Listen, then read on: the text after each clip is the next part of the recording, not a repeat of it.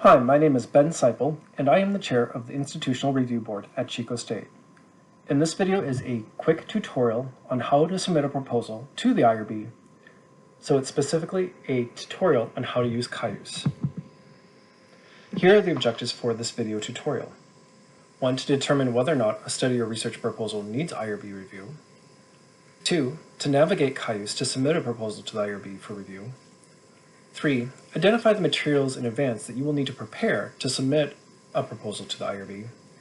And 4. Understand that reviews are a conversation and that proposals may need revisions and modifications. To that end, here's the agenda. First, a quick overview of what IRB is and the review process. Then talking briefly about city training and then a tutorial of Cayuse. Then a quick discussion of planning your study for submission for review, and then providing you some resources and contact information to ask questions. So what is the IRB?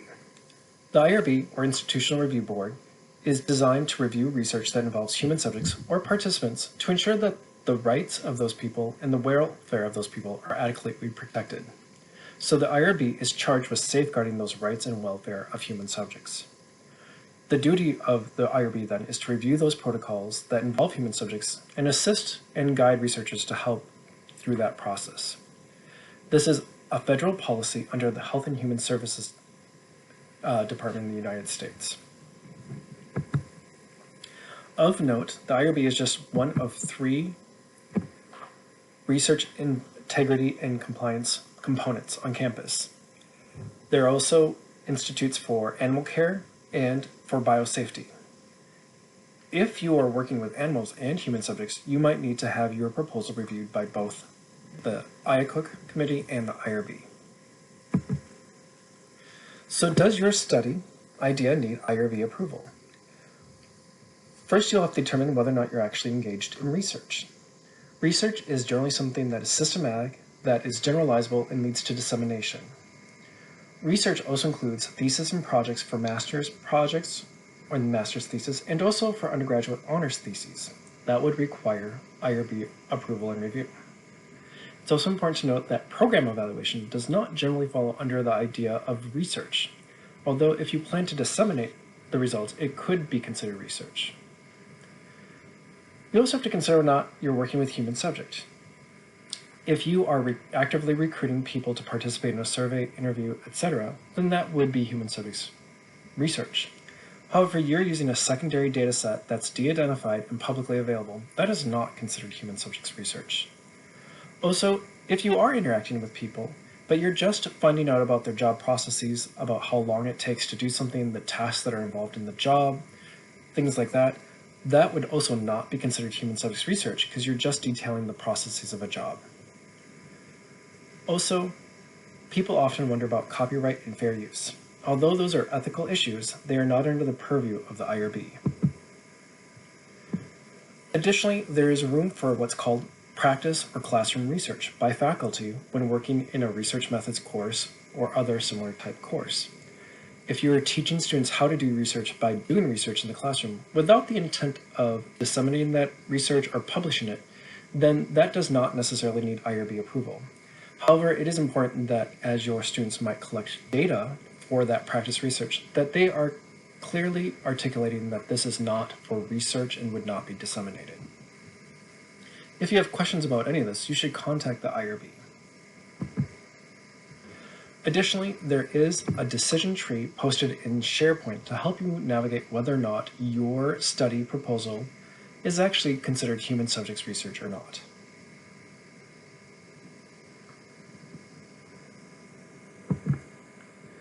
Within the IRB, if your study is going to be reviewed, there are 3 basic levels, and these are determined at the federal level and enforced at the local level. First, there's exempt. Even though it's called exempt, it requires IRB review. These are studies that are considered minimal risk to people that is no greater risk than what they would encounter in their daily life. These typically include educational practices, surveys, interviews, and observations. The next level up is called expedited, and this requires a little bit more concern and review to make sure participants' rights are being maintained. These are still considered minimal risk studies. but they might be a little bit more invasive, such as clinical practices, blood draws, biological or using medical devices, or involving vigorous exercise. Additionally, using existing data sets that might not be de-identified would fall under expedited review. It also includes oral histories, which can be a gray area depending on the type of data and oral history you're collecting. It would be best to contact the IRB to determine whether or not your oral history is considered research or not. And then finally, surveys and interviews with minors are also considered expedited and require additional levels of review to ensure the safety of minors. The third level is full board review, which requires a panel of experts to discuss whether or not the study should be approved and if there are any revisions necessary. These studies are generally considered greater than minimal risk and involve protected populations, such as people who are incarcerated or people who might be pregnant. An additional point of view is that full board reviews are only conducted once a month during the school year when the full IRB meets, and this is a Chico state policy. What is entailed in an IRB review? Well, the IRB review is a conversation process. When you submit a proposal, there might be points of clarification that need to be made by the principal investigator or the PI, or there might be questions, or there might be clarifications, or there might be comments whether or not something is actually allowed. For example, in California, raffles have special laws that protect the participants, and so that might be a conversation that would take place in your proposal through the Cayuse system. So you would respond to questions, comments, and clarifications. Additionally, sometimes after a study is approved and a study is started, a researcher or a PI might need to change the instrument or the population or increase the size or increase the personnel or change the personnel. This is called a modification and is submitted through the Cayuse system after a study has been approved. Full IRB review includes a diverse board of reviewers to look at all the aspects of a study proposal. The IRB includes the chair, a vice chair, scientists and non-scientists, community members, and if it's a study that involves prisoners, there has to be a prisoner representative, and if it's a topic that is foreign or nuanced, we might require the advice from a topic expert. When planning your proposal, there are several things that you want to consider. So we'll talk about the proposal requirement, components, and submission process. Here is a basic outline of the components that you'll need to have ready when you submit or put together your proposal in Cayuse. You need to know who your personnel is. Who's going to be the PI? Who's going to be the contact? Are you going to need a faculty mentor? Are there co-PIs? You will need to make sure that everybody has completed what's called city training or ethical training, and this is a federal requirement that all IRBs enforce, and at Chico State we use the city program. You will also have to detail your study background, and this is a miniature literature review that minimizes jargon but does have citations and references to make sure that this study is of benefit to society. In that vein, you will also need to articulate what would be the potential benefits for the study, either for the participants or for society when you submit your proposal. You will also need to provide quite a bit of detail about the study design. What are the research questions or hypotheses that you might have? What are the recruitment and inducement processes involved in your study? How will you recruit people? Will you be offering a reward for their participation? You need to identify who your participants are. What are the inclusion criteria? What are the exclusion criteria? What are the ages, etc. You will also need to detail the methods of collecting the data and the instruments that you would be using, such as a survey, interview protocol, or some other device. You also need to detail your analysis that you plan to do. One of the more important parts of the IRB is to review participant protections. So we will be looking at consent and assent processes and forms. And also, if there's deception or if there might be other issues that need addressing, how you will debrief participants and provide resources to them after the completion of the study. And then a final part of your proposal will be, how do you plan to collect, store, and disseminate your information? How will you safely store your data on campus or on a device? And how will you disseminate your results when you are done with your study? More details are posted in Cayuse. So these two pieces of software or programs have been mentioned already. CITY program is the required ethics training for any human subject research at our campus, and there is separate resources to help you identify how to register for CITY and complete that training. Cayuse is the software that our campus uses for both grant proposals and for IRB review. And we'll show you how to access Cayuse and how to navigate submitting a proposal in Cayuse next. Of note, not all students will have immediate access to Cayuse. A course instructor or faculty member will have to provide access to Cayuse by contacting the IRB or filling out a form. To access the Cayuse website, you will need to log into your Chico State account. Once you come to this webpage, you will see that there are 3 versions of Cayuse. The one that you will want to click on is Cayuse IRB. That is how you will submit your IRB proposal. Once you are logged in, you will come to the Cayuse landing page or dashboard, and you can see that in the upper left-hand corner here. Your view may look a little bit different, and your version of Cayuse might be different based on your role and when you log in. To start a task or a proposal, you're going to click on the New Study button on the right-hand side. If you have several studies in progress, you can look at the My Studies window over on this side. To start, I'm going to click New Study. Here on this page, you will enter your title for your new IRB proposal. You'll click the blue check mark to approve it. And then the next step might be confusing, but that just creates an IRB number, protocol number. As you can see, this is 2024-114, and I can change the title. But to actually start my submission, I have to go back to the right-hand side and click on New Submission for this proposal. Notice that there are some text boxes to help guide you and navigate through the system. Once I click on New Submission, I will also have to click on Initial. If I have more proposals, I might be able to click on Modification. Now on the dashboard, I can see that there are 4 steps or stages to my review: in draft, awaiting authorization, pre-review, and under review. From this page, I can edit by clicking on the Edit button, or I can start doing some of the required tasks such as assign a PI or Principal Investigator and complete submission. I'm going to click on Edit. It will take me essentially to the same page. The first page of the proposal will be some reminders that you will need to complete CITY training, maybe even look at the decision tree again to determine whether or not your research is considered human subjects research, and then also guide. There are some reminders about the IRB process, and then you can start to fill out some information. The first step is to click on Principal Investigator and then search for yourself or whoever is going to be the Principal Investigator for your study.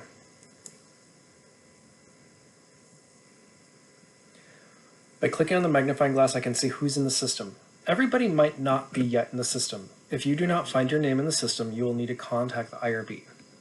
I'll click on the plus sign to add myself to the study and then click Save. Then I will see that information populates in the window.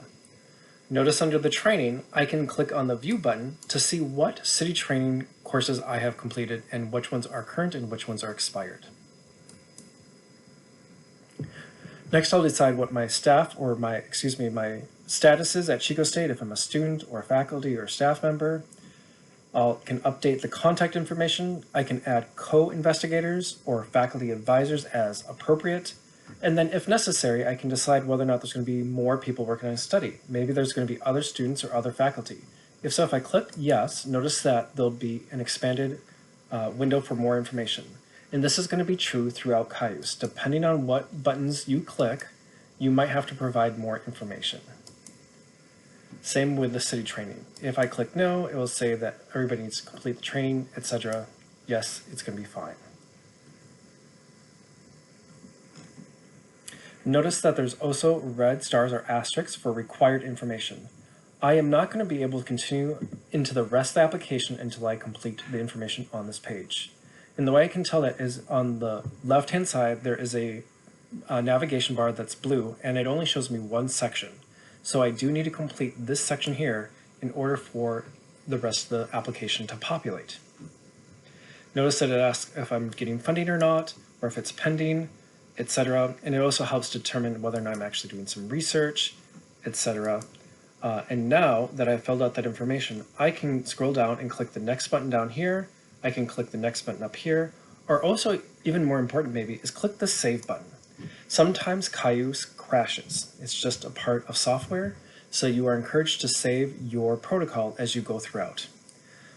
As I mentioned, I can click the next arrow here, down here, or on that side navigation menu, now that I've filled out the required fields, I can also click on purposes and objectives. All three of those will take me to the next part of the application. Here, I will need to fill out several more pieces of information about my study before I can get to the next section of the study. Again, those items with a red asterisk or star are required, including a little literature review that is jargon-free. Make sure you include citations and references, how it's going to benefit populations or the society, how the results might contribute to your discipline, research and questions your hypothesis or objectives, and is whether or not this study you're planning secondary research. For the purpose of this tutorial, I'm going to put in some fake text to help with that process. So I'm just going to, you would actually fill out your real information. Notice that I have a new part to the proposal populated on the left-hand side. And then I'll click Save. And again, I can access the next parts of the study by either clicking the next button or on the left-hand side. So I'll demonstrate that if I click the next button, it will take me to the part about study design. Also notice on the left-hand side, on that blue bar, there are now check marks for the sections that I have completed. If you do put in temporary information in a text box, you'll want to go back and fill it in.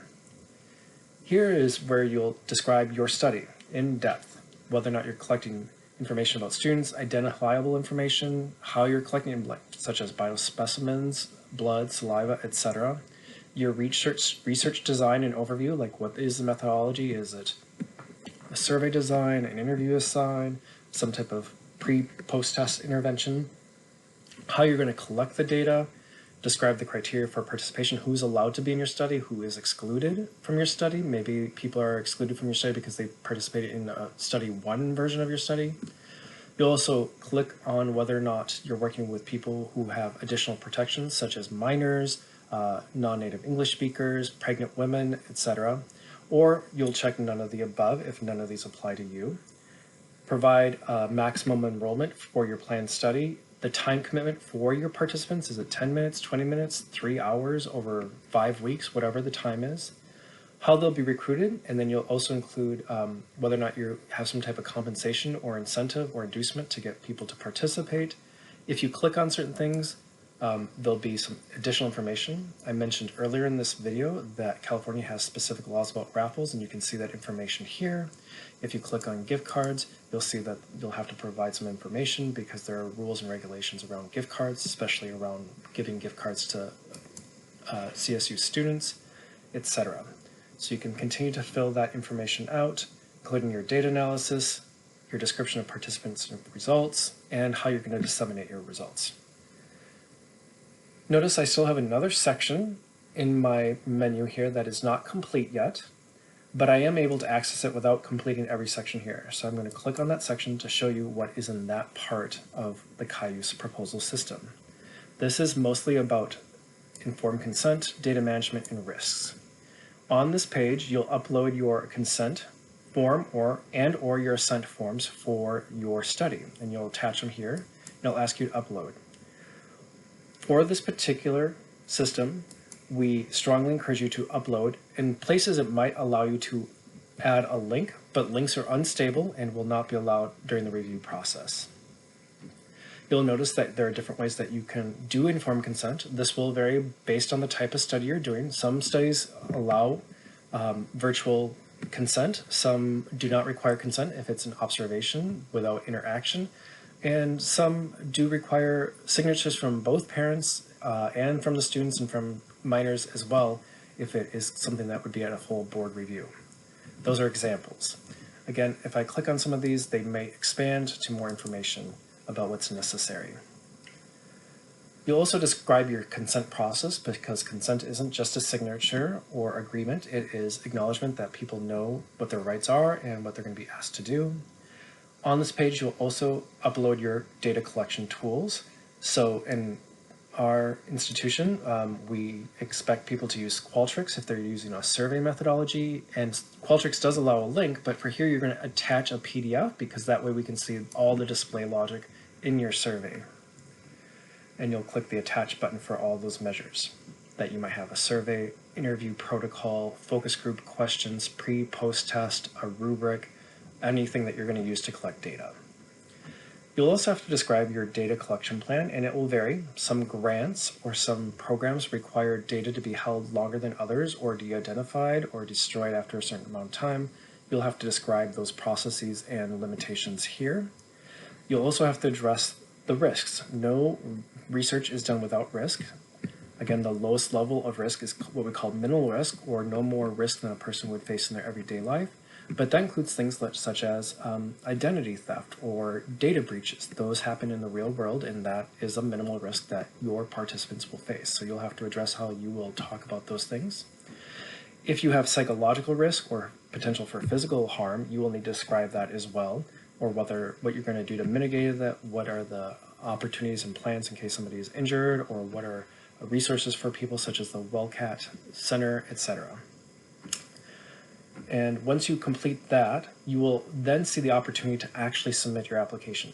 Because I did not complete the full application, I cannot submit it yet. Notice I don't have all the white check marks. But once I have it all filled out, I will have the opportunity to click submit, but I'm going to make sure I save it before I leave. Once I submit an application, I will need to do something called certify. Everybody who is on the protocol will have to certify that they've seen the protocol and know what's going to be submitted, and that will come to you generally through an email or through the Cayuse system. It will not be submitted for review until you click certify. I'm going to click back to the dashboard to show you that I still have my tasks in my studies. So now that I have not started my study but I haven't completed it, it will show up in my task of things I need to do. So let's say I saved my protocol and I need to come back and finish it later. When I log back in, I can click on my current study and I can continue to edit and complete the submission.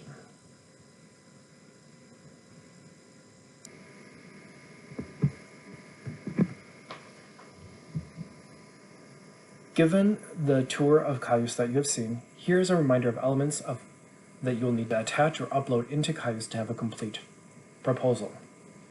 You will need to have your city certificate uploaded into the system. For most people, the city certificate will be automatically linked through software behind the scenes. However, occasionally, sometimes that certificate does not attach, so you might need to download your city certificate from City and upload it into the system. You will need to upload your recruitment materials. That includes emails, flyers, any social media posting that you have. It's important to point out that recruitment materials have some requirements. You need to include the title of the study and the study protocol. You need to include the words Chico State or Chico, CSU Chico, or California State University Chico somewhere on the material. You need to include the eligibility requirements for participating in the study. You also have to indicate that people are volunteering to participate in your study. You need to provide some basic information on participation. For example, are they participating in an interview, in a focus group, doing a survey? Some basic information about what the study is about. You also need to indicate the risk level. For example, is it minimal risk? Most likely it will be, but you should just indicate that on your flyer or recruitment material. You need to have PI contact information, so that way they can contact you to participate in your study. And then you can include information about inducement, that's such as earning a gift card or getting course credit, some way to recruit people and entice them to participate. But the inducement information can't be the focus of the recruitment material. It can't be the largest font. It can't be at the top. It needs to be on par with the other information.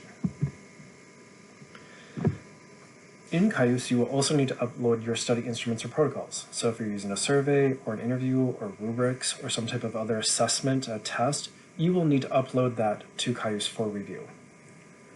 And then finally, you will need to upload your consent and assent forms to Cayuse for review. Consent is a process, and you will need to detail that process, but at minimum, you should probably request from the IRB or from your faculty member or from another researcher a template to see what a good consent form looks like. It's going to have a lot of the same information that you saw in the recruitment document, but it's going to provide more detail about participation and participant rights. For example, you're going to elaborate on the purpose of the study, you're going to provide IRB contact for the participant, list of potential resources if a participant is feeling distressed. You also will need to indicate that the participant can have a copy of the form for their records. And then another detail, which isn't necessarily an element, but the consent form needs to be at a level that's readable for the participants of the study. And in general, we recommend an 8th grade reading level for consent forms for the general public. You can find tutorials online on how to check the readability of a document. Readability statistics are generally embedded into things such as Word documents. If you are working with minors or children, you will also need to have an assent form or assent process to get the child's approval to participate in the study. It mirrors the consent form process, but again, it's for children. Because you might be working with children who may not be able to read yet, you might engage in an oral assent process, as long as you document their willingness to participate. Before you can do the assent process, you must also have parental or guardian consent first. You cannot have a child participate, even if they assent, without parent and guardian approval.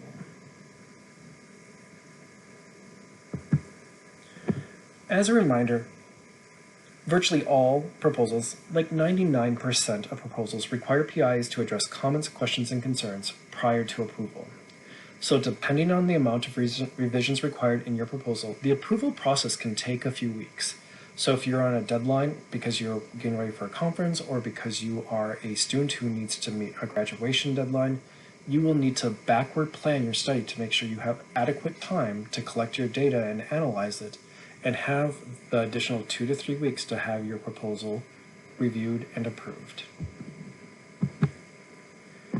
Here are some links to resources that have been mentioned throughout, from Faculty Affairs and Success of Research Compliance and Integrity with working with human subjects, the city training resources in Cayuse.